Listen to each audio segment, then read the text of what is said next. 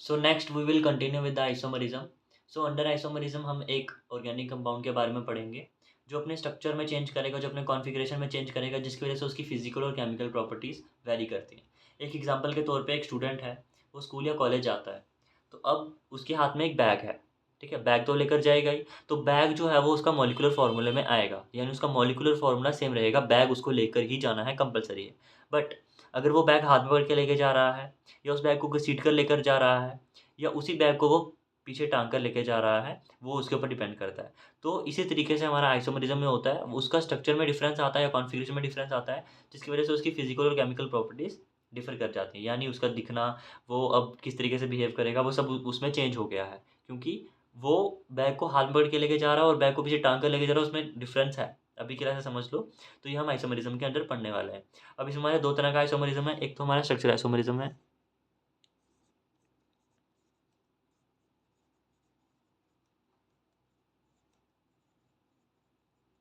जिसमें स्ट्रक्चर में चेंज होगा, और दूसरा स्टीरियो आइसोमेरिज्म,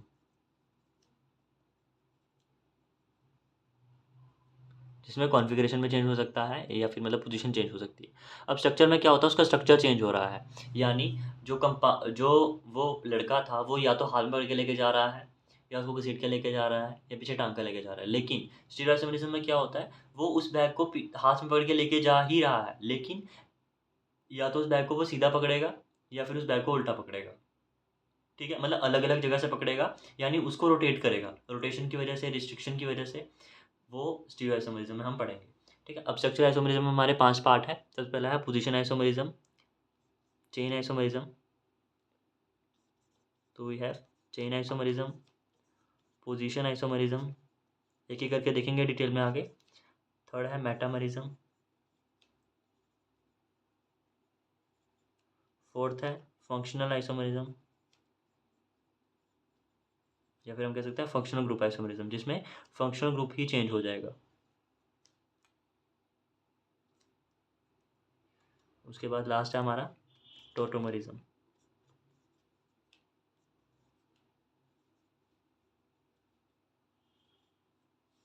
ठीक है? स्टीरियो आइसोमेरिज्म में बात करेंगे तो हमारे पास स्टीरियो आइसोमेरिज्म में 2 तरह का है। एक है हमारे पास कॉन्फ़िगरेशनल,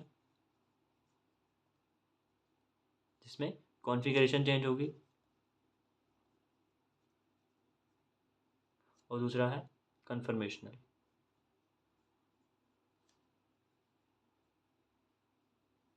अब जो कॉन्फ़िगरेशनल है ये हम 2 तरह का पढ़ते हैं। एक तो हम पढ़ते हैं ज्योमेट्रिकल आइसोमेरिज्म, और दूसरा पढ़ते हैं हम ऑप्टिकल आइसोमेरिज्म। अच्छा, अब इसको मैं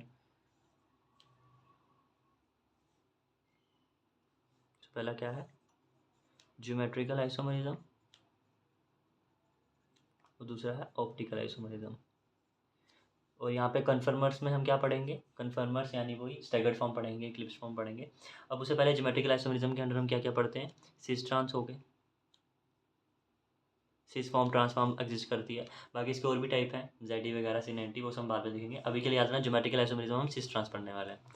ऑप्टिकल में हम क्या पढ़ेंगे, इनैंशियोमर्स, डायस्टीरियोमर्स, या आर एंड एस कॉन्फ़िगरेशन पढ़ते हैं हम। और क्या पढ़ते हैं, इनैंशियोमर्स,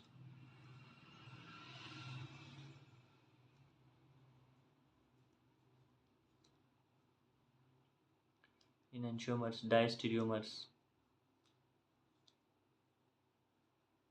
और अंडर कन्फर्मेशन हम क्या पढ़ने वाले हैं, कन्फर्मर्स, यानी या तो स्टैगर्ड फॉर्म होगी या फिर इक्लिप्स्ड फॉर्म होगी। ठीक है? तो वो हम पढ़ने वाले हैं under stereo isomerism. Structural isomerism में क्या पढ़ेंगे, चेन, या तो चेन चेंज हो जाएगी, पोजीशन चेंज हो जाएगी। ठीक है? मेटामेरिज्म, फंक्शनल ग्रुप, और टोटल आइसोमेरिज्म, ये 5 हम पढ़ने वाले हैं। कॉन्फ़िगरेशन स्टीरियो आइसोमेरिज्म में क्या पढ़ने वाले हैं, एक हमारा कॉन्फ़िगरेशनल और दूसरा हमारा कन्फर्मेशनल। ठीक है? तो ये भी 2 तरह का है। और ये आइसोमेरिज्म 2 तरह का है, एक है हमारा स्ट्रक्चरल आइसोमेरिज्म, दूसरा है स्टीरियो आइसोमेरिज्म। स्ट्रक्चर में क्या-क्या आएगा हमारा, chain, position, metamerism, functional group isomerism, और टोटोमेरिज्म। ठीक है? ये एक-एक करके देखेंगे। उसके बाद हम स्टीरियो आइसोमेरिज्म पढ़ेंगे, ज्योमेट्रिकल पढ़ेंगे, ऑप्टिकल पढ़ेंगे, एंड देन लास्ट में कन्फर्मर्स पढ़ेंगे। ठीक है? ये फ्लो चार्ट है कि हम पढ़ने क्या वाले हैं। ठीक है? तो स्टार्ट करेंगे आइसोमेरिज्म से। सबसे पहले हम कौन सा पढ़ने वाले हैं, स्ट्रक्चरल आइसोमेरिज्म।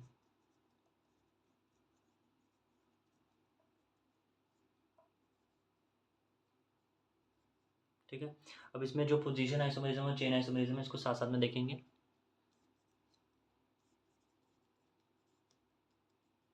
और एकदम रिलेट करके पढ़ेंगे अपनी लाइफ से। चेन आइसोमेरिज्म है,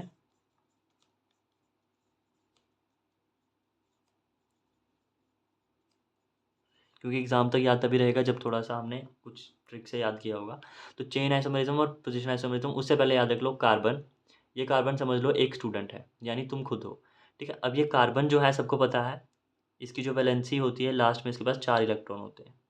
इट हैज़ 4 इलेक्ट्रॉन्स। तो ये 4 बॉन्ड बना सकता है, 4 बॉन्ड बना सकता है आसानी से, यानी इसके 2 हाथ हैं और 2 इसके पैर हैं। ठीक है। अब या तो जो दूसरा कार्बन आ रहा है वो उसके हाथ पकड़ ले या तो उसके पैर पकड़ ले, तो ये 4 बॉन्ड इस तरीके से बना देगा। बट अगर इसके हाथ में मैंने बैलून पकड़ा दिया, बैलून, दिस इज बैलून। अब ये बैलून क्या है, दिस इज हाइड्रोजन। तो अगर उसने बैलून पकड़ दिया, अब उसके पास कार्बन आ पाएगा, नहीं आ पाएगा। तो जो हाइड्रोजन है वो में से मान लो कि वो एक बैलून है जिसके पास एक इलेक्ट्रॉन है, जो दूसरा इलेक्ट्रॉन कार्बन से लेकर अपनी वैलेंसी तो कंप्लीट कर देगा। ठीक है। लेकिन ये कार्बन जो एक स्टूडेंट है, या तो वो बैलून के साथ खुश रहेगा, उसके साथ खेलता रहेगा, या फिर अपने 4 इलेक्ट्रॉन चारों जो है वो अपने भाइयों को दे देगा, यानी कार्बन के साथ जुड़ जाएगा। अब ये जो कार्बन है ये इस तरीके से डबल बॉन्ड भी बनाता है, यानी ये कुछ इस तरीके से अपने हाथों से, मतलब 2 बॉन्ड बनाएगा, दोनों हाथ एक ही कार्बन को दे देगा। तो उस केस में यहाँ पे 2 डबल बॉन्ड बन गए। तो ये समझने के लिए था, इस तरीके से समझना कार्बन को लेकर खुद से रिलेट करके। अब जैसे चेन आइसोमेरिज्म और पोजीशन आइसोमेरिज्म में फ़र्क क्या है। अब जैसे मैंने सबसे पहले एग्जांपल क्या दी थी, एक बच्चा है वो बैग लेकर स्कूल में आता है या कॉलेज में जाता है, वटेवर। अब वो बच्चा जब आ रहा है उसके ऊपर डिपेंड करता है, ठीक है, उसके ऊपर डिपेंड करता है कि वो बच्चा कैसे उस बैग को पकड़ रहा है। ठीक है। अब मैंने मान लिया वो बहुत सारे बच्चे हैं। ठीक है। दिस इज़ लाइन, ये एक लाइन में है बच्चे खड़े हुए, और ये दूसरी लाइन में है बच्चे खड़े हुए। अब ये जो बच्चे हैं 1 2 3 4 5, 1 2 3 4। अब जो पांचवा बच्चा है वो कहता है कि भाई मैं तो यहाँ पे, मैं इसके साथ नहीं खड़ा रहूँगा, मेरी इसके साथ फाइट हो गई है, मुझे इसके साथ खड़ा रहना है। ठीक है। तो वो इसके साथ खड़ा हो गया, लेकिन सबका बैग अपने अपने पास है, ऐसे याद रखना। पोजीशन में क्या होगा, अब यही लाइन थी कुछ इस तरीके से 1 2 3 4 5, और पांचों के पांचों बच्चे इधर भी खड़े हैं इधर भी खड़े हैं, बट जो बैग थे, ठीक है, सबके पास अपने अपने बैग है। अब यहाँ पे ये मैंने क्या बोला, ये बच्चा बोला मेरी इसके साथ फाइट हो गई है, मुझे यहाँ पे खड़ा होना है। ठीक है। तो इस बच्चे ने, 4 का ही समझ के करते हैं, तो इस बच्चे ने क्या किया, मेरी इसके साथ फाइट हो गई, मुझे इसके साथ खड़े होना है। बट अब यही बच्चा बोलता कि नहीं, मेरी इसके साथ फाइट हो गई, मैं इस बीच वाले के साथ खड़ा रहूँगा। ठीक है। तो 5 का चेन चेन बनाते हैं, तो ये बोलेगा मैं इसके साथ खड़ा रहूँगा, तो ये यहाँ पे आ जाएगा। अब देखो ध्यान से हो क्या रहा है। अब एक बार तो ये सीधे सीधे सीधे खड़े थे, बट यहाँ पे क्या किया उन्होंने, एक बच्चे यहाँ से उठ के इधर आ गए, यानी चेन डिस्टर्ब हो गई। यानी यहाँ पे 5 कार्बन की चेन थी, यहाँ पे 4 कार्बन की चेन थी। बट यहाँ पर देखा जाए तो वही बच्चा जो है वो पोजीशन चेंज कर रहा है, उसको कभी यहाँ पे रुकना, कहीं पे कभी यहाँ पे रुकना, उसको मतलब किसी के साथ बनती नहीं है, वो कभी भी कभी किधर कभी इधर। तो अब पोजीशन और चेन में फ़र्क क्या है, वो कैसे, एक ट्रिक से याद रखना, मैजिक नंबर ट्रिक। सबसे पहले मेन चेन में देखो कितने कार्बन है, 1 2 3 4 5, 4 हैं। कितने सब्स्टिट्यूएंट हैं, कोई भी नहीं है तो ज़ीरो। यहाँ पे कितने, 1 2 3 5 है, सॉरी, मेन चेन में कितने कार्बन है, 5, तो हो जाएगा 5। और कितने सब्स्टिट्यूएंट है, कोई भी नहीं तो ज़ीरो। यहाँ पे देखूँ 1 2 3 4, 4, और कितने सब्स्टिट्यूएंट हैं, एक, तो 41। अब यहाँ पे देखा जाए 1 2 3 4 5, 5 तो हैं लेकिन सब्स्टिट्यूएंट कितने हैं, एक। यहाँ पे देखा जाए तो 1 2 3 4 5, लेकिन सब्स्टिट्यूएंट है एक। तो यानी पोजीशन आइसोमर में जो मेरा मैजिक नंबर है वो सेम आ रहा है।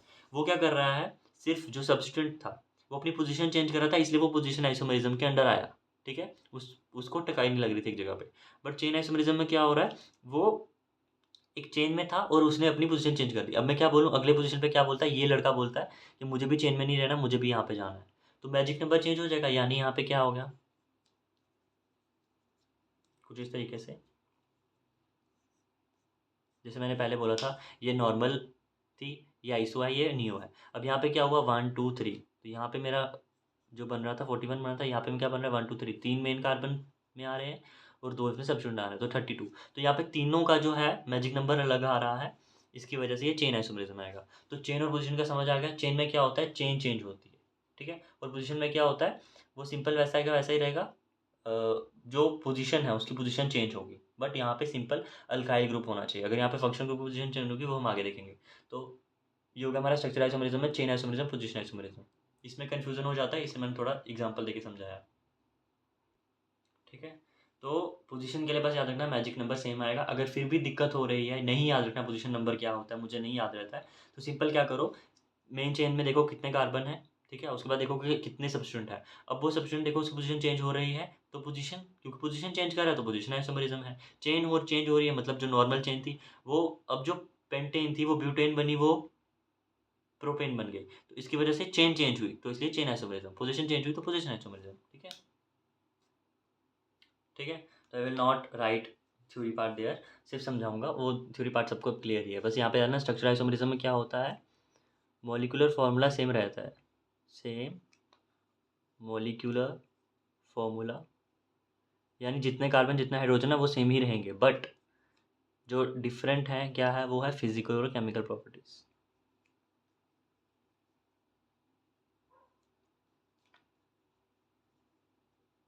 Physical and chemical properties. अब थर्ड टाइप देखते हैं, तो हम देखते हैं मेटामरिज्म। उसके बाद मैं लास्ट में इसका प्रायोरिटी ऑर्डर बता दूंगा। अब मेटामरिज्म में क्या होता है, सिंपल एक सिली सी एग्जांपल लेकर बताऊंगा कि एक टीचर है, जैसे मान लो एक टीचर यहाँ पे खड़ा है।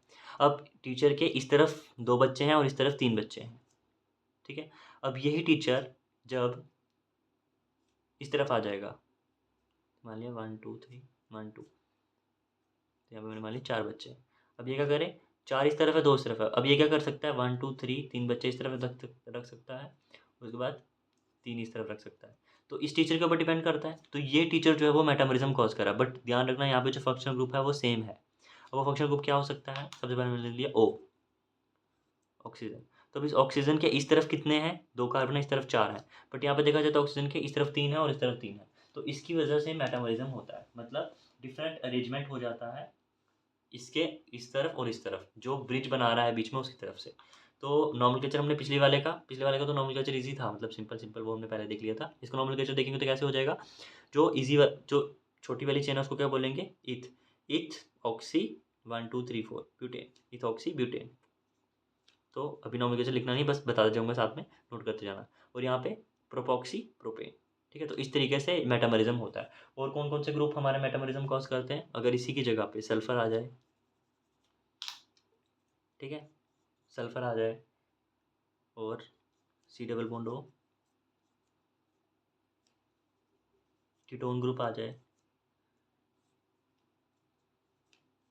एक उधर है एक उधर है, देन सी डबल बॉन्ड हो ओ के साथ, ठीक है, एस्टर ग्रुप आ जाए, देन सल्फर,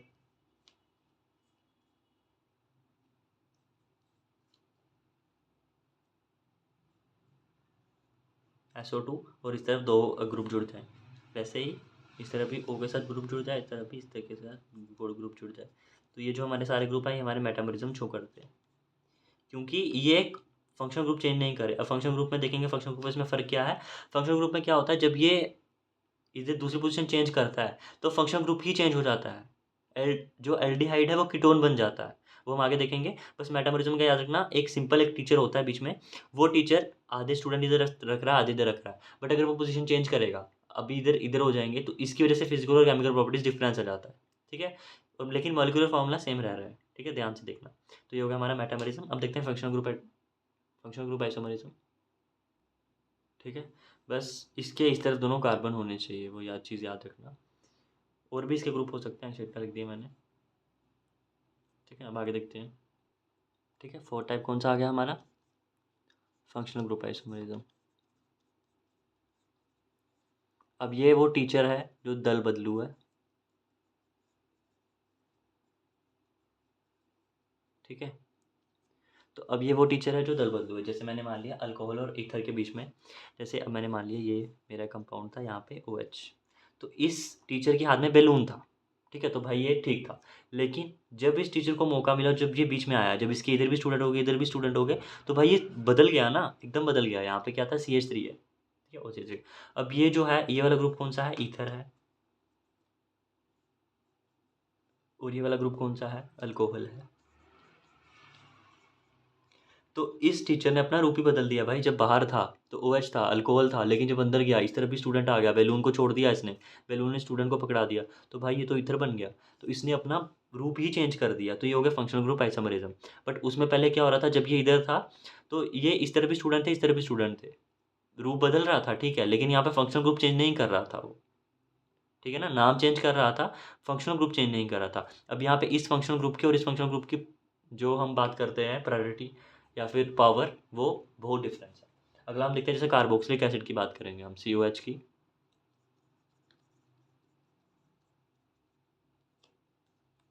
तो कार्बोक्सिलिक एसिड की बात की मैंने, तो यहाँ पर जैसे मैंने मान लिया कुछ इस तरीके से था, C double bond OH, but यही ग्रुप अंदर गया, तो जैसे मैंने मान लिया ये ग्रुप इधर आ गया, C डबल बॉन्ड O, अब यहाँ पे भी इसको CH3 मिल गया, तो भाई इसने तो अपना रंग रूप ही बदल दिया, ये तो अब कार्बोक्सिलिक एसिड रहा ही नहीं,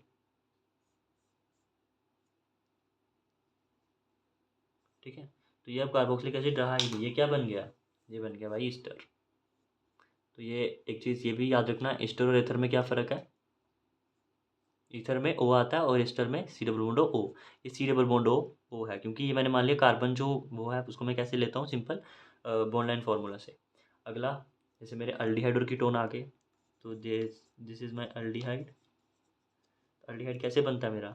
एक कार्बन चेन है, यहाँ पे C डबल बॉन्ड, उसके साथ H, ठीक है। इस कार्बन के हाथ में था बैलून, लेकिन इसी कार्बन ने बैलून ने अंदर घुस गया अब, तो भाई ये तो चेंज हो गया, इसने बैलून इसको पकड़ा दिया, तो ये बन गया मेरा कीटोन। तो इस तरीके से मुझे जो फंक्शनल ग्रुप आइसोमरिज्म देखने को मिलती है, ठीक है। और कौन कौन से एग्जांपल हैं, जैसे मेरा डाईइन और आइन में कन्वर्ट हो जाता है, साइनाइड आइसोसाइनाइड में कन्वर्ट हो जाता है, तो यहाँ पे मैंने मान लिया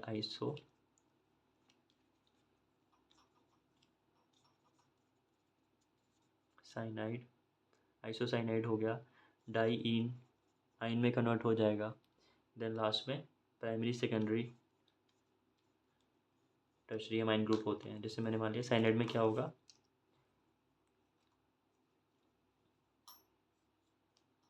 C triple bond N, but N इस तरफ आ गया, C उस तरफ आ गया, तो भाई ये तो आइसोसाइनाइड बन गया, ठीक है। डाइन में क्या होता है, सिंपल, दो कार्बन होते हैं, इसमें मैंने मान लिया चार कार्बन, 1 2 3 कार्बन, फर्स्ट और फोर्थ थर्ड पोजीशन पे डबल बॉन्ड था, ठीक है, तो ये मेरा डाइन है। बट इन्हीं चार में ये वाला डबल बॉन्ड बीच में आ गया, ये वाला डबल बॉन्ड बीच में आ गया, तो भाई ये तो चेंज हो गया, इसने तो मेरा रंग रूप बदल दिया, ये तो आइन बन गया, तो डाइन किस में चला गया, आइन में,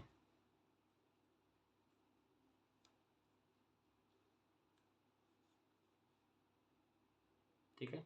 और ये किस में हो गया, आइसोसाइनाइड में, कलर चेंज हो गया। बस याद रखना है पहले तीन जो है वो बहुत इंपॉर्टेंट है। प्राइमरी सेकेंडरी टर्शियरी की बात करें तो यहाँ पे जैसे मैंने मान लिया वो यहाँ 3 कार्बन, 3 कार्बन से NH2 जुड़ा हुआ है, दिस इज प्राइमरी, क्योंकि ये एक जिस कार्बन से जुड़ा हुआ है वो एक ही कार्बन के साथ आगे जुड़ा हुआ है। बट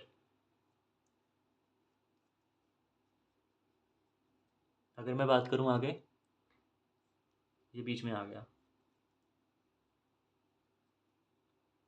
तो इसके इस तरफ भी कार्बन, इस तरफ भी कार्बन, तो हो गया सेकेंडरी। और अगर इसके तीनों तरफ कार्बन हो जाएंगे तो हो जाएगा टर्शियरी। तो इस तरीके से, जस्ट ए सेकेंड, तो यहाँ पर मैं ज़्यादा अमाइन लिख देता हूँ। अमाइंस प्राइमरी क्या होगा, ये मेरा NH2 है, 3 कार्बन से जुड़ा हुआ है, और इसी NH2 के अगर ये 2 कार्बन के साथ जुड़ जाए, CH2 CH3, तो हो जाएगा सेकेंडरी, ठीक है। और अगर इसी को 3 NH2 मिल जाए तो हो जाएगा टर्शरी, ठीक है।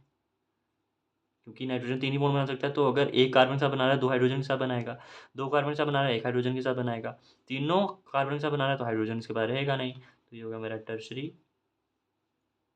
This is secondary, this is primary. तो ये भी मेरा फंक्शन ग्रुप आइसोमरिज्म है, ठीक है।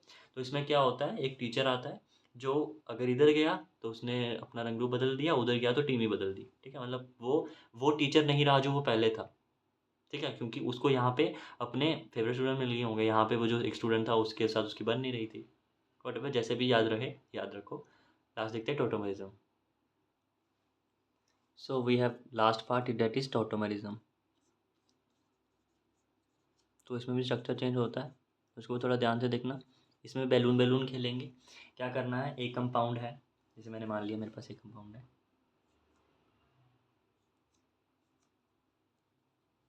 आगे मैं रूल बताऊंगा इसका, पहले मैं बता देता हूँ। ये डबल बॉन्ड है यहाँ पे मेरे, तो इस तरीके से ये बना हुआ है, ठीक है। अब ये जो कार्बन है, दिस कार्बन, पहले एग्जांपल से बता देता हूँ, फिर बताता हूँ हो क्या रहा है। तो अब यहाँ पे ये जो पर्सन है,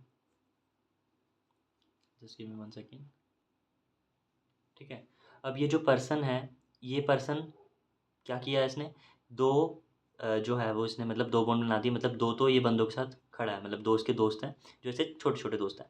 बट इसके साथ इसने दोनों अपने हाथ दे दिए, मतलब ये इसका कुछ सगा है, यानी ये इसको ज़्यादा दोस्त मानता है, ऐसा समझ लो कि ये बंदा इसको ज़्यादा दोस्त मानता है। बट ये चाहता है कि ये मेरे से, यही वाला बंदा जिसने इसको ज़्यादा दोस्त माना है, ये मेरे साथ ज़्यादा दोस्ती करे। बट ये क्या बोलेगा कि भाई तेरे पास बैलून है, अगर तेरे पास बैलून है तो अपना बैलून इसको दे दे, ताकि ये थोड़ी देर के लिए खुश रहे, तो मैं तेरे पास आ जाता हूँ, ठीक है। तो अगर ये कार्बन है, अगर इस कार्बन के साथ बैलून होगा, तभी ये वाला बंदा इसके साथ दोस्ती कर पाएगा, ठीक है। तो मैंने मान लिया। अब इस कार्बन की बात करें, तो या तो इसके साथ दोस्ती करेगा इसके साथ। अब इस कार्बन के पास बात की, तो इस ये कार्बन 4 ही बॉन्ड बना सकता है। एक यहाँ बना दिया, 2 3 4, भाई ये तो फिक्स हो गया, इसके तो 4 दोस्त पहले से ही हैं। तो ये कैसे किसी के साथ दोस्ती कर सकता है, ज़्यादा नहीं कर सकता। इसकी बात करें तो 1 2, लेकिन इसके पास 2 बैलून थे, यानी इसके पास 2 हाइड्रोजन्स थे, ठीक है। तो ये अपना बैलून इसको देगा, यहाँ पे OH बन जाएगा, और ये वाला जो दोस्ती इसने इसके साथ की थी वो उसके साथ हो जाएगी, यानी ये स्ट्रक्चर कुछ इस तरीके से कन्वर्ट हो जाएगा। तो यहाँ पे बन जाएगा OH, और ये वाला बैलून उधर चला गया, यानी यहाँ पे अब एक ही H रहा है। तो यहाँ पे जो है इसकी और इसकी ज़्यादा दोस्ती हो गई। तो इसकी और दोस्ती क्यों ज़्यादा हुई, क्योंकि उसके पास हाइड्रोजन होना चाहिए। अब देखते हैं अब यहाँ पे होता क्या है। अब ये कहता है जो ये ग्रुप है, इसको मैं बोलता हूँ ये मेन ग्रुप है। अब इस ग्रुप के बाद जो कार्बन आता है वो होता है अल्फा कार्बन। सो इसका पहला रूल ये है, जो अल्फा कार्बन है मस्ट बी sp3, ठीक है। मतलब जो अल्फा कार्बन है मस्ट बी sp3। ये भी sp3 था, ये भी sp3 था। sp3 यानी इसके जो है 4 बॉन्ड होने चाहिए, 3 बॉन्ड होंगे काम नहीं चलेगा, 4 बॉन्ड होने ही चाहिए। यानी 4 बॉन्ड या तो उसने बनाए हुए हों, या फिर उसके पास हाइड्रोजन से बैलून पकड़े हों, बट उसने 4 जो उसके हाथ पैर हैं वो जुड़े होने चाहिए। वो किसी के साथ पहले से ही अच्छी गहरी दोस्ती में नहीं होना चाहिए। अगर वो पहले ही किसी के साथ गहरी दोस्ती में होगा, तो ये बंदा बोलेगा कि भाई मैं दोस्ती नहीं करूँगा, क्योंकि मुझे इससे ज़्यादा दोस्ती। समझ में आया, ठीक है। अब पहला रूल ये है कि जो अल्फा कार्बन है वो sp3 होना चाहिए, और जो अल्फा कार्बन है उसी के पास हाइड्रोजन्स होने चाहिए, यानी उसके पास alpha hydrogens must be present, must be present. अगर अल्फा हाइड्रोजन्स होंगे, यानी इसके पास बैलून होंगे, तभी उसके साथ दोस्ती कर पाएगा, तभी टोटोमरिज्म एक्सक्रीट, तभी टोटोमरिज्म होगी, ठीक है। अब यहाँ पे बात करें तो यहाँ पे एक कीटो ग्रुप है, उसको बोलते हैं कीटो, ठीक है। और यहाँ पे बात करेंगे तो यहाँ पे इन, यानी इन है, हमने देखा था वर्ड रूट के बाद सफिक्स आता है, सफिक्स में प्राइमरी और सेकेंडरी। प्राइमरी क्या देखा था, एन आइन, एन इन आइन, इन क्या डबल बॉन्ड के लिए, तो ये हो गया इन। और यहाँ पे OH ग्रुप भी है, तो OH के लिए क्या यूज़ करते हैं, ओल, तो बन जाएगा इनोल। तो दिस इज इनोल। तो यहाँ पे जो है वो मुझे टोटोमरिज्म किस में देखने को मिलती है, कीटो अनोल्स में देखने को मिलती है। यहाँ पे क्या होता है, इस बैलून का ट्रांसफ़र होता है, यानी इंट्रामोलिकुलर ट्रांसफ़र होता है, इंट्रामोलिकुलर प्रोटोन ट्रांसफ़र या इंट्रामोलिकुलर हाइड्रोजन ट्रांसफ़र। इसी हाइड्रोजन, इसी बैलून को हम बोलते हैं प्रोटोन, ठीक है। समझने के लिए बता रहा हूँ, इस तरीके से याद रखेंगे तो अच्छे से याद हो जाएगा, ठीक है। ठीक है, एक एग्जांपल और देख लेते हैं, और कुछ इसके जो मेन एग्जांपल्स हैं वो देख लेंगे, और प्रायोरिटी ऑर्डर देख लेंगे। प्रायोरिटी ऑर्डर में क्या देखना है, सबसे पहले टोटोमरिज्म को देखते हैं, उसके बाद फंक्शन, जैसे हमने देखे ना ऐसे आए हम, वैसे ऊपर जाना है। तो वैसे हम ट्रिक से याद रखेंगे, रात को FM चलाओ प्यार से। तो वही है ट्रिक याद रखने के लिए, रात को FM चलाओ प्यार से, ठीक है। अब इधर से मैं लिख देता हूँ सीधा, रात को FM चलाओ प्यार से, यानी T से टोटोइजमिज्म सबसे पहले, उसके बाद फंक्शनल आइसोमरिज्म, उसके बाद एम से मेटामरिज्म, उसके बाद चलाओ से चेन आइसोमरिज्म और पी से पोजिशन आइसोमरिज्म। ठीक है, तो ये इसकी ट्रिक हो गई किस तरीके से याद रखना है। अब मैं याद रखता हूँ टोटोमरिज्म। अब यहाँ पे मेरे पास फिनोल है, अब यहाँ पे रूल अप्लाई करना, दिस इज़ फिनोल। अब ये बोलेगा भाई इसमें टोटोमरिज्म है कि नहीं है, भाई बताओ, इसके पास है बैलून। सबसे पहली बात, अगर मैं यहाँ पे OH की बात करूँ या तो ये डबल बॉन्ड होता, तो जो इसका अल्फ़ा कार्बन है ये अल्फ़ा कार्बन होगा, ये अल्फ़ा कार्बन होगा। अब मुझे क्या चाहिए, इस अल्फ़ा कार्बन पे या तो ये sp3 होना चाहिए, पहली बात ये sp3 ही नहीं है। ठीक है, sp3 ही नहीं है, ये क्या है sp2, क्योंकि इसके पास डबल बॉन्ड है। डबल बॉन्ड होगा तो ये sp2 हो जाएगा हाइब्रिडाइजेशन में। ठीक है, और रही बात इसकी अल्फ़ा हाइड्रोजन की, तो होगा नहीं क्योंकि यहाँ पे रेजोनेंस हो रही है। ठीक है, तो अल्फ़ा हाइड्रोजन भी प्रेजेंट होना चाहिए, तो इसलिए इसमें तो नहीं होगा। लेकिन अगर मैं यही बात करूँ, डबल बॉन्ड OCH3 एसिटोफिनोन में होता है, तो क्यों नहीं होगा भाई। ये है हमारा, ये बोलेगा मुझे इससे दोस्ती करनी है, मुझे तुमसे दोस्ती करनी है, तो क्या बोलेगा भाई, अपना बैलून इसको दे दे, तो सिंपल।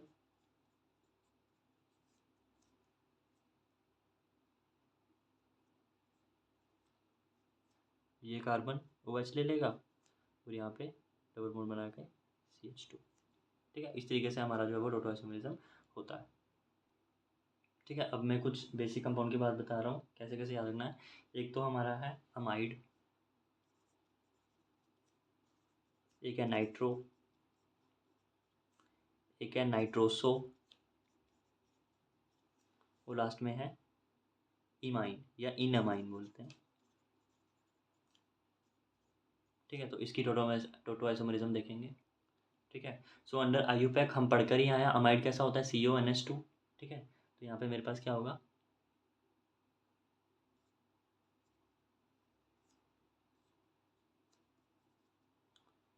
CONH2, और यहाँ पे मैंने कोई भी मान लिया, यहाँ पे R ग्रुप जुड़ा हुआ है। अब भाई ये बोलेगा मुझे तेरे साथ दोस्ती करनी है, तो ये बोलेगा अपना बैलून इसको दे दे, सिंपल। टोटोआइसोमरिज्म हो जाएगी। क्या हो जाएगा, यहाँ पे COH हो जाएगा, यहाँ पे डबल बॉन्ड हो जाएगा NH, ये R। अब इसको बोलते क्या है, ये अमाइड है तो ये होता है इमिडो। क्यों, अमाइड, अमाइड यानी अमाइड हम किसके लिए यूज़ कर रहे हैं, NH2 के लिए, सी डबल बॉन्ड हो। और अमाइन किसके लिए यूज़ करते हैं, NH2 ओनली, सिर्फ NH2 के लिए अमाइन यूज़ करते हैं। जब सी डबल बॉन्ड हो NH2 आता है तो अमाइड यूज़ करते हैं। मतलब जो AMI जो हम यूज़ कर रहे हैं हम NH2 के लिए यूज़ कर रहे हैं, तो NH तो यहाँ पे है, तो मैं लिखूँगा अमाइड, इमाइड, ईमाइड, लेकिन OH भी है यानी अल्कोहल है तो इमिडोल। ठीक है, समझ में आया कैसे लिखना है। ठीक है, अब नेक्स्ट है नाइट्रो। नाइट्रो ग्रुप कैसा होता है, NO2। ठीक है, तो ये बच्चे मैंने मान लिया यहाँ पे R है, फिर R क्या, CH3 है कोई भी, जिसके साथ नाइट्रो है, NO2 है, यानी एक O है और एक डबल बॉन्ड O है। अब ये बोलेगा नाइट्रोजन के मुझे भाई तेरे से दोस्ती करनी है, तो ये बोलेगा सिंपल अपना नाइट्रोजन किसी और को दे दे, या फिर ये इस तरीके से कोऑर्डिनेट बॉन्ड शो करता है, या फिर यहाँ पे प्लस माइनस का चार्ज भी हम कर सकते हैं। तो सिंपल इसने क्या किया, अपना नाइट्रोजन उसको दे दिया, तो इस तरीके से ऐसा बन जाता है CH2 डबल बॉन्ड, ये नाइट्रोजन एक हो जाएगा OH, और एक कोऑर्डिनेट बॉन्ड वाला वैसा ही रहेगा। ठीक है, बन गया OH। तो ये क्या बन गया हमारा नाइट्रो, ये बन गया Sc नाइट्रो। ठीक है, क्योंकि इसमें OH आ गया। नाइट्रोसो कैसा होता है, सिंपल इसके जैसा ही होता है, CH3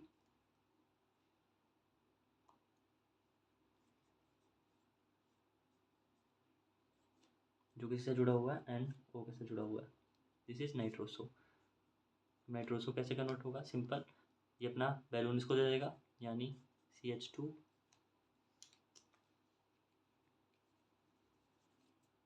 जस्ट ए मिनट।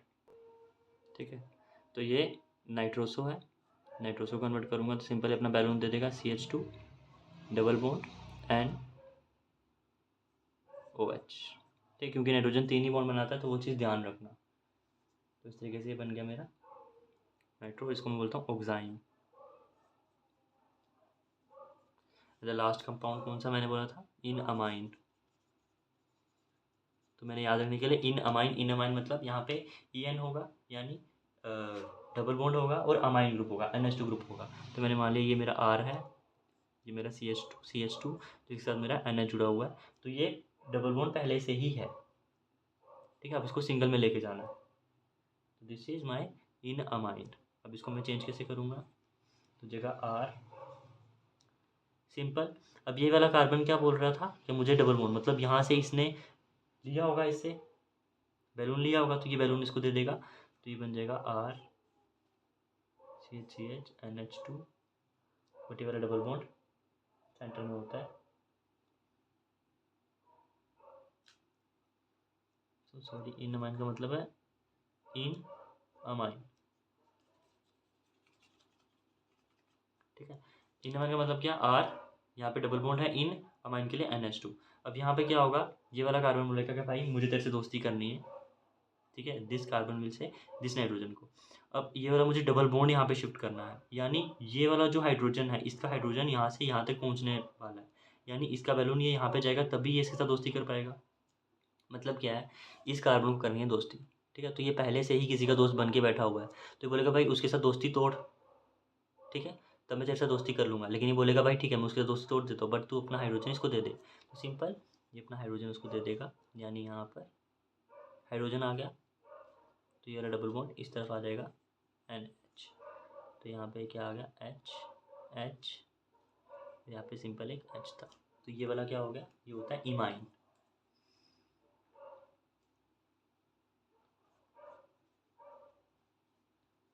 ठीक है। तो ये था हमारा स्ट्रक्चर आइसोमेरिज्म के बारे में। स्ट्रक्चर आइसोमेरिज्म की प्रायोरिटी ऑर्डर देख ली, सबसे पहले टाइटो आइसोमेरिज्म, उसके बाद फंक्शनल ग्रुप, उसके बाद मेटामेरिज्म, उसके बाद चेन आइसोमेरिज्म, उसके बाद पोजीशन आइसोमेरिज्म, ठीक है। और ये हमारे 4 कंपाउंड्स हैं जो पेपर में पूछते हैं कि इसका कौन सा बनता है, तो इसके नाम भी याद रखना, एक्टिनेट्रो का नाइट्रो बनता है, नाइट्रोसो का ऑक्साइन, इन अमाइन का अमीन और अमाइड का इमिडोल। बाकी मैंने बता दिया कैसे करना है, अपना बैलून शेयर कर देना है, बस सिंपल एज दैट। अब देखते हैं हम स्टीरियो आइसोमेरिज्म, ठीक है। बस एक चीज़ याद रखना यहाँ पे टोटो आइसोमेरिज्म में, कि यहाँ पे मैंने बोला एक कीटोन होता है, एक इनोल होता है, ये कीटो है, ये इनोल है। जितना इनोल बनेगा, जितना इनोल कंटेंट ज़्यादा होगा, मतलब जितना इनोल बनना इजी होगा, उतनी ही स्टेबिलिटी ज़्यादा होगी।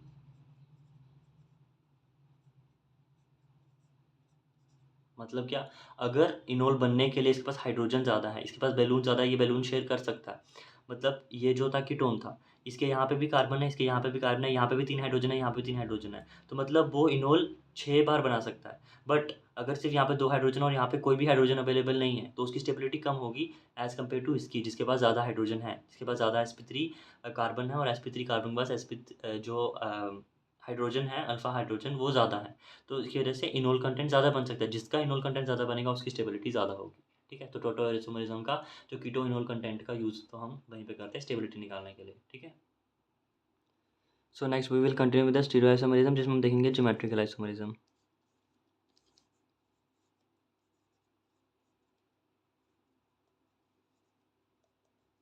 अब ज्योमेट्रिकल आइसोमेरिज्म में हम 3 टाइप्स इसके पढ़ेंगे, बट अगर हमें इस तरह समझ आ गया तो आगे वाला से एक छोटा सा रूल है, वो हमें आसानी से समझ आ जाएगा, ठीक है। तो अब इसको ऐसा समझो कि 2 दोस्त हैं, ठीक है, जैसे मैंने मान लिया एक दोस्त ये है, एक दोस्त ये है। अब उन दोनों की बहुत अच्छी दोस्ती है, वो दोनों बेस्ट फ्रेंड्स हैं। बट एक बोलता है कि मेरी मम्मी जो मतलब जो मेरे पापा हैं वो मेरे को बहुत डांटते हैं, तो मुझे उनसे बहुत डर लगता है, ठीक है। और एक बोलता है ठीक है मेरे पापा भी मुझे बहुत डांटते हैं, तो मुझे उनसे बहुत डर लगता है। तो मतलब उनके घर में डोमिनेटिंग उनके पापा हैं, बट 2 दोस्त हैं, वापस वही दोस्त हैं। बट एक कहता है कि मुझे पापा से बहुत डर लगता है क्योंकि मेरे पापा फ्रेंडली नहीं है, वो मुझे बहुत डांटते हैं। दूसरा वाला बोलता है कि भाई नहीं, मेरी मम्मी मुझे बहुत डांटती है क्योंकि वो ज़्यादा मेरे पे नज़र रखती है, बट पापा मेरे इतना डांटते नहीं है क्योंकि पापा मेरे थोड़े चिल हैं। तो उसी के बेस पे अब जिसके पापा, इसके पापा भी डांटते नहीं है, इसके पापा भी डांटते नहीं है, बट दोनों सेम है, ठीक है, क्योंकि उसके पापा डांट रहे हैं, उसको पापा डांट रहे हैं, बट एक के घर पे मम्मी डोमिनेंट है, एक के घर में पापा डोमिनेंट है, ठीक है। मतलब समझने के लिए बता रहा हूँ। तो यहाँ पे एक बोलता है कि मुझे मेरी मम्मी से ज़्यादा मार पड़ती है, एक बोलता है मुझे पापा से मार पड़ती है। तो यहाँ पे वो 2 चीज़ें सेम नहीं आई, तो इसलिए वो ट्रांस हो गया, ठीक है। उस चीज़ में क्या हुआ, सेम। तो बस उसी चीज़ को लेकर पढ़ना है, ज्योमेट्रिकल आइसोमेरिज्म, ठीक है। तो यहाँ पर जो ये ज्योमेट्रिकल आइसोमेरिज्म है, ये क्यों आता है, क्योंकि arises due to restricted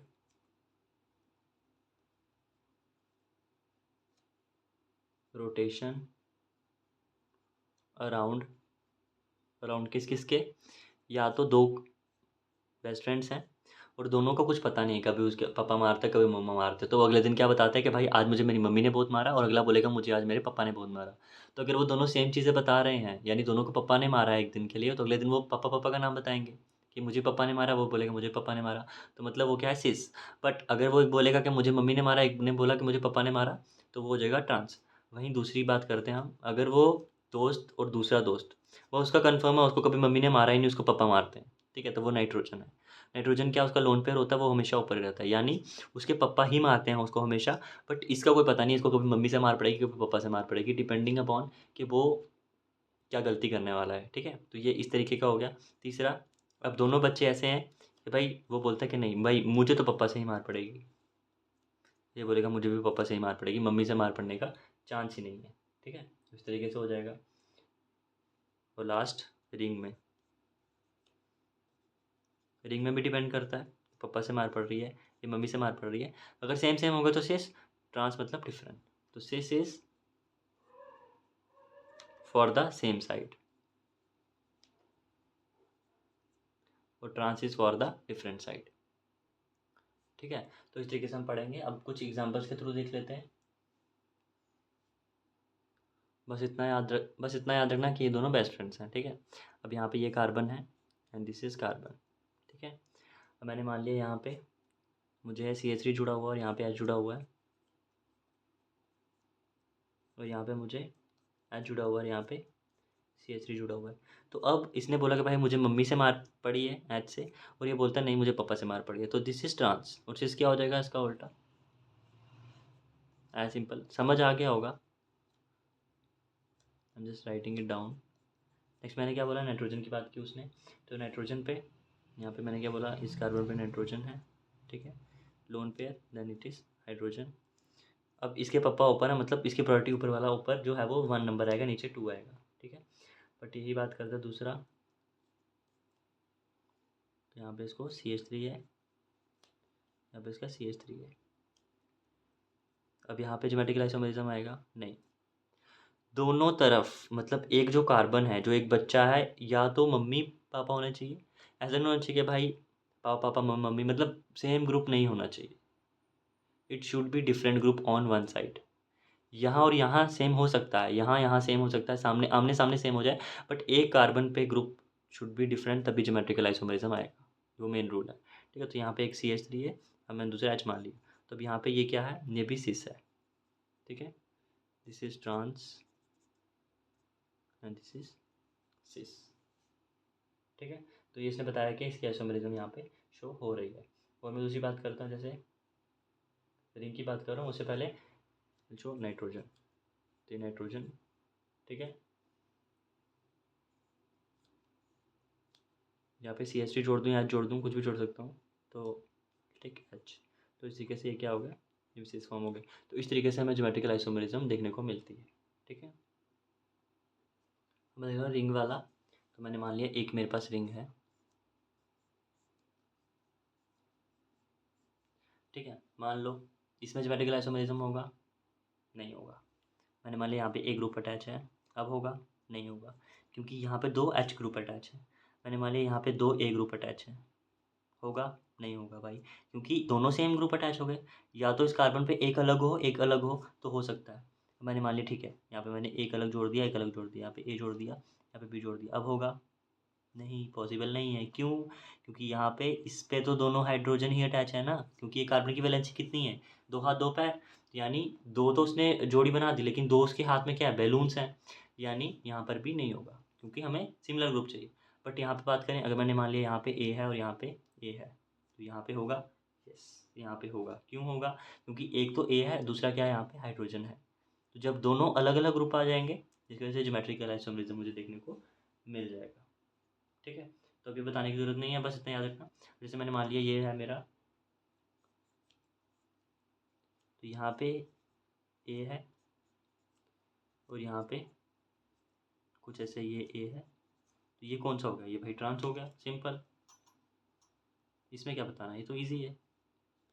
different side मतलब ट्रांस, सेम साइड सिस, सिंपल। वही बात अगर मैं बात करूँ, मैंने 4 मेंबर की रिंग ले ली इस तरीके से, ठीक है।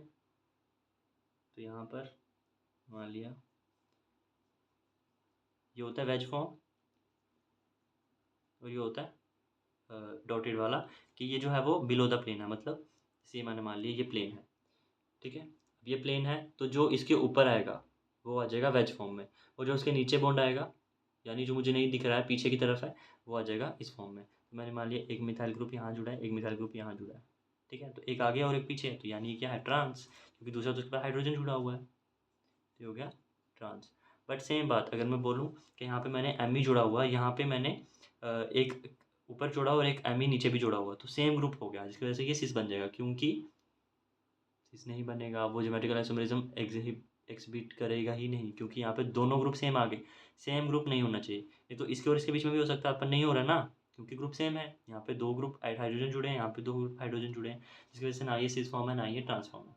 तो पेपर में क्वेश्चन ये तो पूछता है आगे ज्योमेट्रिकल आइसोमेरिज्म हो रहा है नहीं हो रहा है। दूसरा क्वेश्चन कि सिस और ट्रांस में से कौन सा हो रहा है, ठीक है। तो ये हो गया सिंपलेस्ट। अब आगे देख लेते हैं। बस इतना याद रखना कि ग्रुप डिफरेंट होने चाहिए, ठीक है। तो हमने देखा अभी सिस ट्रांस। दूसरा होता है जेड और ई, ठीक है। इनके नाम है जूसामन और एंटेगन, ठीक है। जूसामन मतलब सिस मतलब सेम साइड, एंटेगन मतलब ट्रांस सेम साइड। और तीसरा है सिनेंटी। मैं बताऊंगा ये हम क्यों यूज़ करते हैं।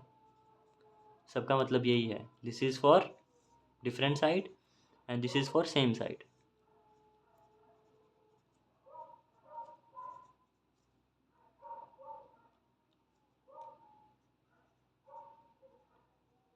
ठीक है, सेम साइड और this is for different side.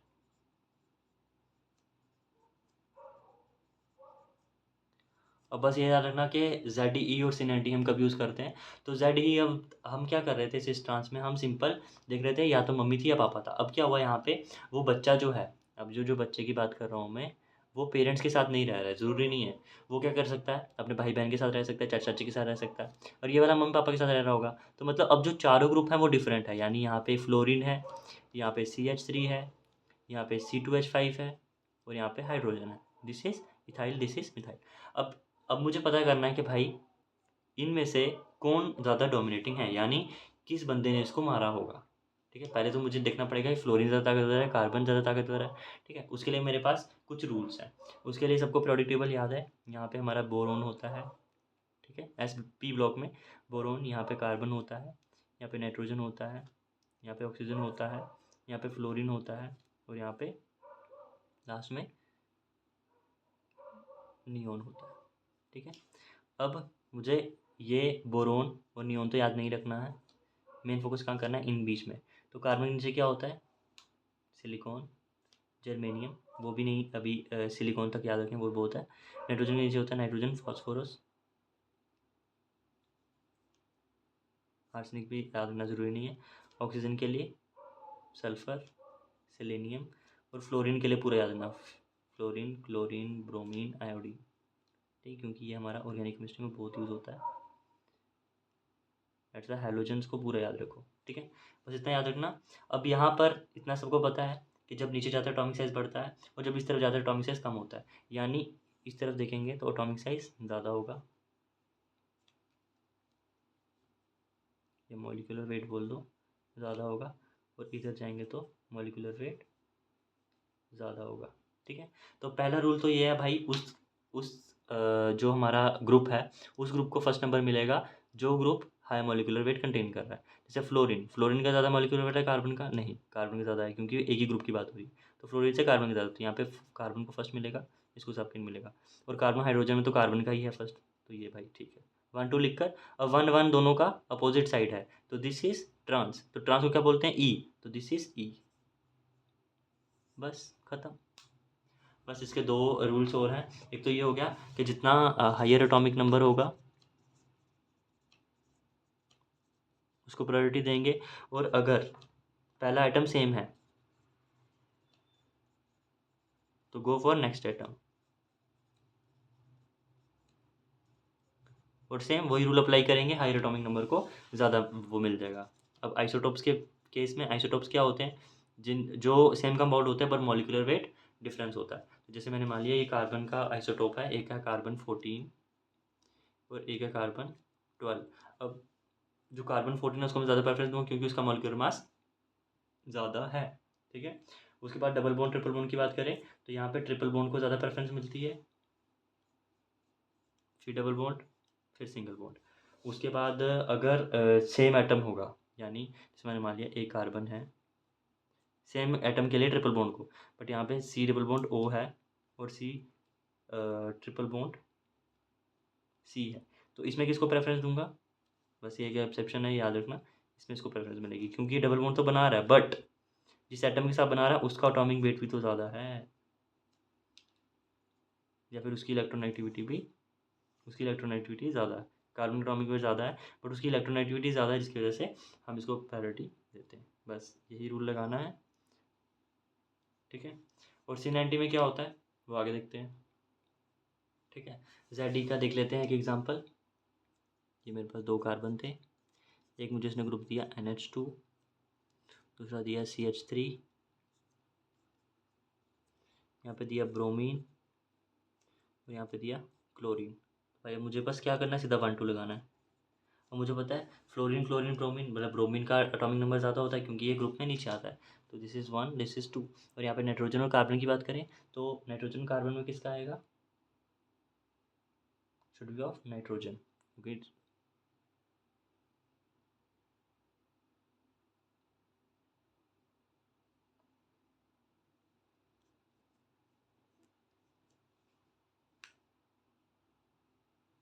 क्योंकि नाइट्रोजन का एटॉमिक नंबर ज़्यादा है। तो यहाँ पे एटॉमिक नंबर देखते हैं, मॉलिक्यूलर वेट कब देखेंगे, आइसोटोप्स के केस में। तो एटॉमिक नंबर जो है वो हाई प्रायोरिटी, तो इसलिए जो कार्बन से ज़्यादा नाइट्रोजन को मिलेगी, नाइट्रोजन से ज़्यादा ऑक्सीजन को मिलेगी, ठीक है, क्योंकि इलेक्ट्रोनेगेटिविटी का भी वो है। तो ये 1 1 1 1 मतलब डिफरेंट साइड, तो ये हो जाएगा ई वाला, ई आइसोमर, ठीक है। एक और एग्जांपल देख लेते हैं जिसमें मेरे पास,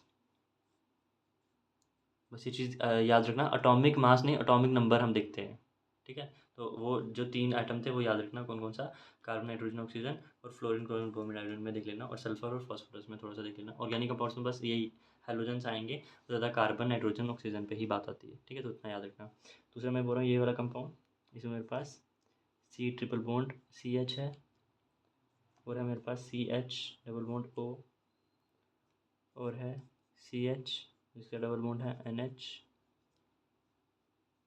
ठीक है। और यहाँ पे मेरे पास C ट्रिपल बॉन्ड N। तो अब यहाँ पे भी N है, यहाँ पे भी N है, लेकिन यहाँ पे ट्रिपल बॉन्ड है, यहाँ पे डबल बॉन्ड है, तो मैं किसको प्रेफरेंस दूंगा, ट्रिपल बॉन्ड को। तो ये मेरा आ गया 1 नंबर और ये आ गया 2 नंबर।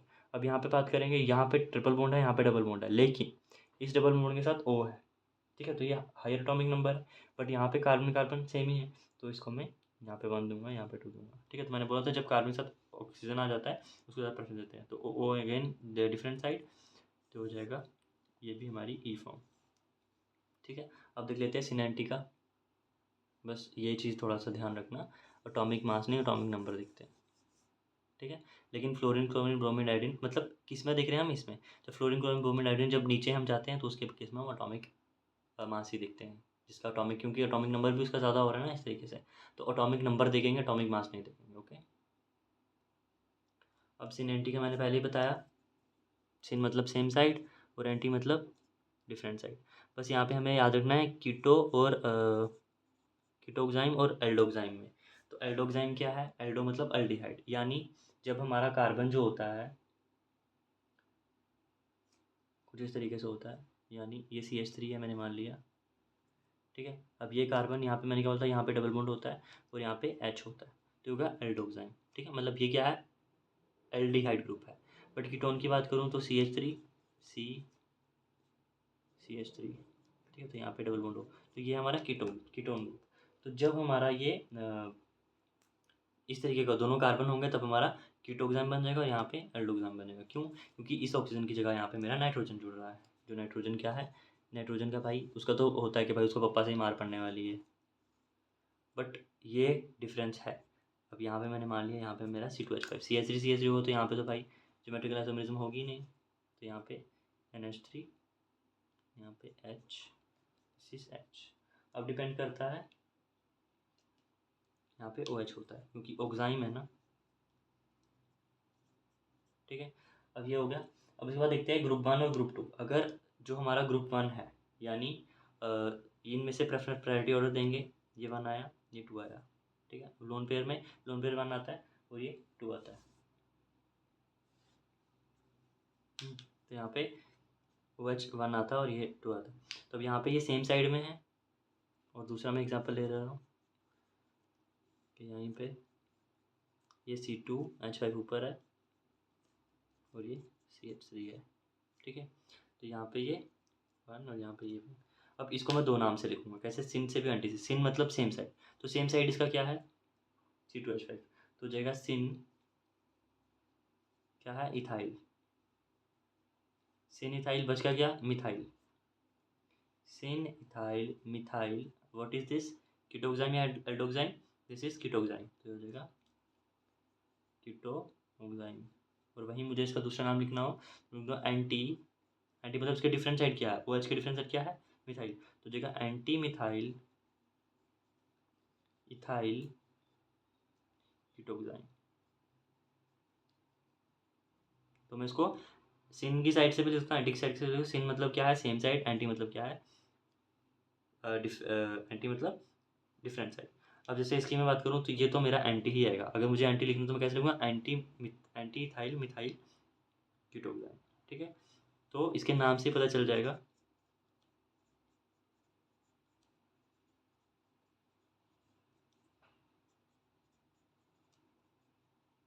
ठीक है। वैसा हो सकता है यहाँ पे 2 नाइट्रोजन हो, यहाँ पे लोन पेयर लगा हो, तो वो भी सिन एंटी हो जाएगा क्योंकि सिन मतलब सेम साइड।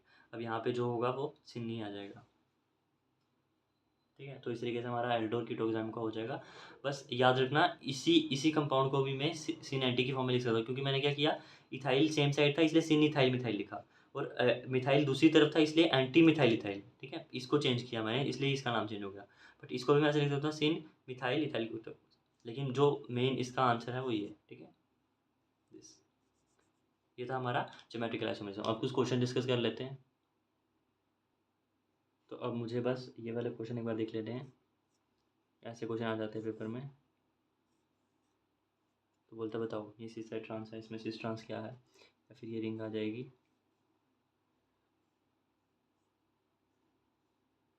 ठीक है। तो क्या देखना है? पोजीशन। अब जैसे मान लो ये 2 थे, एक कार्बन इधर है एक इधर है, मतलब अपोजिट साइड, तो ये तो हो गया मेरा ट्रांस। ये सेम साइड सिस, ये एक इधर ट्रांस, ये इधर इधर सिस, ये एक इधर ट्रांस, ये एक इधर इधर, दोनों सेम है सिस। बस इस तरीके से सिस ट्रांस सॉल्व कर देना है, ठीक है। अब यहाँ पे जो हमारा सिस ट्रांस पे क्वेश्चन हो रहा था प्रॉपर्टीज़ पे, तो प्रॉपर्टीज़ में मैंने ट्रिक बना के रखी हुई है एक। तो पूछ लेता है कि भाई सिस ट्रांस ज़्यादा स्टेबल है या फिर उसका डाइपोल मोमेंट किसका स्टेबल है, तो बस याद रखना वी हैव बब्लू डब्लू, सबने देखा होगा बचपन में, बब्लू डब्लू। अब जो इनकी जो बहन है उसका नाम क्या है? सोनाली, तो उनकी सिस्टर कौन है? सोनाली। बस यहीं पे हमारी ट्रिक खत्म हो गई। बबलू से क्या आ गया? Boiling point.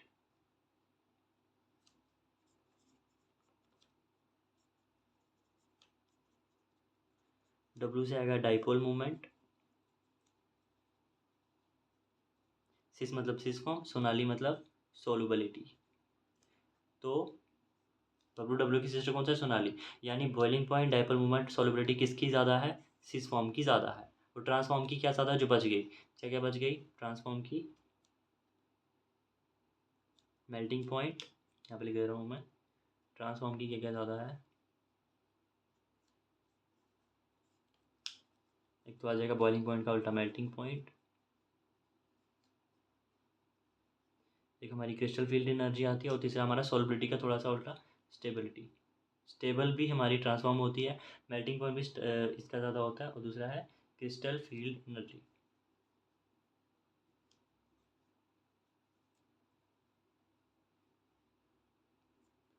तो ये सब डायरेक्टली प्रोपोर्शनल होते हैं। कौन? मेल्टिंग पॉइंट, सॉल्युबिलिटी और क्रिस्टल फील्ड एनर्जी जो होते हैं वो डायरेक्टली प्रोपोर्शनल होते हैं, ठीक है, और ये इन्वर्सली, ठीक है। तो इससे हम लिख सकते हैं कि एक दूसरे के डायरेक्टली प्रोपोर्शनल है, और डाइपोल मूवमेंट, बॉइलिंग पॉइंट और सॉल्युबिलिटी इन्वर्सली प्रोपोर्शनल। बस याद रखना प्रॉपर्टीज़ में क्या याद रखना है कि जो हमारी सिस फॉर्म होती है उसका बॉइलिंग पॉइंट ज़्यादा होता है, डाइपोल मूवमेंट ज़्यादा होता है ट्रांस से, और सॉल्युबिलिटी ज़्यादा होती है। और जबकि बात करेंगे ट्रांस की तो उसका मेल्टिंग पॉइंट, स्टेबिलिटी और क्रिस्टल फील्ड एनर्जी ज़्यादा होती है, ठीक है। तो पेपर में पूछता है कि कौन सी फॉर्म की, मतलब कोई फॉर्म दे देगा सिस और ट्रांस, तो बोलेगा बताओ इनमें से बॉइलिंग पॉइंट किससे ज़्यादा होगा, तो हमें ढूंढ कर निकालना है कि सिस फॉर्म जो होगी उसका बॉइलिंग पॉइंट ज़्यादा होगा। तो इस तरीके से हमारी सिस ट्रांस के प्रॉपर्टीज़ का क्वेश्चन खत्म हो जाएगा, ठीक है। एक छोटा सा पार्ट है कि जो हमारे ज्योमेट्रिकल आइसोमर्स होते हैं उसकी कैलकुलेशन कैसे होती है, calculations of number of geometrical isomer. तो इसके लिए फॉर्मूला है, एक तो हमारी जो है वो अल्केन है वो एसिमेट्रिकल हो अगर तो सिंपली निकल जाएगा। एसिमेट्रिकल मतलब सिमेट्री नहीं प्रेजेंट होनी चाहिए, और अगर भाई सिमेट्री प्रेजेंट है तो फॉर्मूला लगा है। एसिमेट्रिकल है तो क्या, सिंपल हम निकालेंगे, ज्योमेट्रिकल आइसोमरिज्म कितना हो जाएगा, 2 की पावर n। बट अगर सिमेट्री प्रेजेंट है तो हो जाएगा 2 की पावर n-1। अब जो 1 किया है, जो माइनस किया 1, उसकी जगह क्या करेंगे, +2 p की पावर 2p-1, 2n-1 +2p-1। अब p क्या है यहाँ पे, तो p की दो वैल्यू है। अगर हमारी जो सिमेट्रिकल अल्केन है, सिमेट्रिकल अल्केन मतलब सिमेट्री है उसमें, अगर उसमें इवन नंबर ऑफ कार्बन है या ऑड नंबर ऑफ कार्बन है, इवन मतलब 2, 4, 6, 8 ऐसे हैं, तो इवन नंबर ऑफ कार्बन होंगे तो हमारा जो p होगा वो हो जाएगा आधा, ठीक है। Where n is the number of carbon in, मतलब n is the number of कितने डबल बॉन्ड आ रहे हैं, ठीक है। और ऑड के लिए क्या हो जाएगा, ऑड का हम आधा तो कर नहीं सकते क्योंकि 3/5 करेंगे, 3/2 करेंगे, 5/2 करेंगे तो ऑप्शन आएगा नहीं, तो बस इसमें 3 में 1 ऐड करेंगे और डिवाइडेड बाई 2, ठीक है। तो याद रखने के लिए क्या, ऑड में क्या करते हैं, +1 करके अपॉन 2 करते हैं ताकि हमारा जो कैलकुलेशन था वो ईजी हो जाए। तो ये हमारा जो है वो calculation of number of geometrical isomerism है। एक इसकी एग्जांपल देख लेते हैं, छोटी छोटी सी दो एग्जांपल ले लेते हैं। तो वी हैव कुछ इस तरीके से, तो अगर मैं यहाँ से इसको काटूँ तो एक कार्बन इसका डबल बॉन्ड और दूसरा कार्बन, तो मतलब ये जो है वो यहाँ पे मुझे सिमेट्री मिल रही है इसके बाद, ठीक है। दूसरा मैं एग्जांपल ले रहा हूँ, यहाँ पे मेरे पास CH3 है और CH2, जो CH2 है यानी डबल बॉन्ड है, मेरे पास 5 है, और CH3, ठीक है, 5 डबल बॉन्ड है उसके बाद CH3। तो यहाँ पे 2 डबल बॉन्ड थे तो सिंपल यहाँ पे इवन था, यानी मेरे पास ज्योमेट्रिकल आइसोमरिज्म कैसे निकल जाएंगे, 2 की पावर n-1 यानी 2 की पावर 2-1 प्लस 2 की पावर p-1। p क्या होता है, n/2, यानी 2 डबल बॉन्ड थे तो 2/1 मतलब 1-1, तो होगा मेरा ज्योमेट्रिकल आइसोमरिज्म, ठीक है। n/2 था मतलब 1/, फिर मैं लिखता हूँ 2/2 -1 यानी 1-1। यहाँ पे बात करूँगा 5, तो यहाँ पर हो जाएगा 2 की पावर 5-1 प्लस 2 की पावर, अब 5/2 करूँगा तो पॉइंट में आंसर आएगा, इसलिए मैं क्या करूँगा 5 + 1/2 -1। तो सिंपल 2 की पावर 2-1 हो जाएगा, 2 की पावर 1 यानी 2 प्लस 2 की पावर -1 0, तो हो जाएगा 2 की पावर अगर 0 हो तो ये क्या हो जाता है, 1 हो जाता है, ठीक है। तो यहाँ हो जाएगा 2 + 1 3 ज्योमेट्रिकल आइसोमरिज्म। और सिंपल यहाँ पे बात करूँगा तो 2 की पावर 4 प्लस 5 + 1 6, 6/2 3, 2 की पावर 3 - 1 2, 2 की पावर 2, 2 2 ज़ा 4, 2 ज़ा 4, 4 4 ज़ा 16। तो here I will get 20 geometrical isomerism, ठीक है। तो इसी के साथ हमारा हुआ आइसोमरिज्म खत्म, ठीक है। इसमें हमने देखा types of isomerism, structural isomerism और स्टीरियो आइसोमरिज्म। स्टीरियो में हमने कॉन्फिगरेशनल और कन्फर्मेशनल देखना है। अभी कॉन्फिगरेशन में हमने ज्योमेट्रिकल आइसोमरिज्म देखा, उसकी कैलकुलेशन देखी कैसे कैलकुलेट करते हैं, और सिस ट्रांस के बारे में ज़्यादा फोकस किया। अब नेक्स्ट लेक्चर में हम करेंगे ऑप्टिकल आइसोमरिज्म एंड कन्फर्मेशन, ठीक है। अभी के लिए इतना ही, थैंक यू सो मच।